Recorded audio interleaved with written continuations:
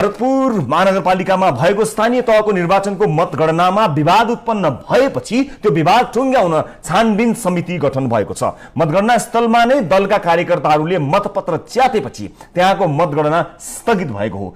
जित हात पार्न माओवादी केन्द्र र नेकपा एमाले मतगणना स्थानलाई रणभूमि बनाएको प्रमुख निर्वाचन अधिकृतको आरोप छ। यो हेर्नुहोस्।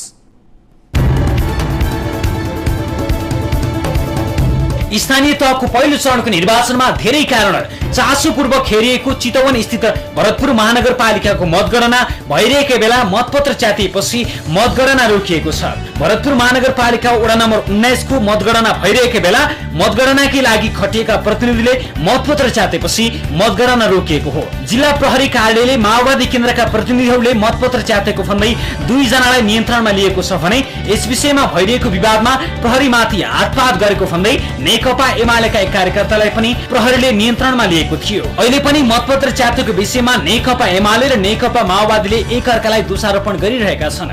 मतगणना स्थल अहिले सिल गरिएको छ।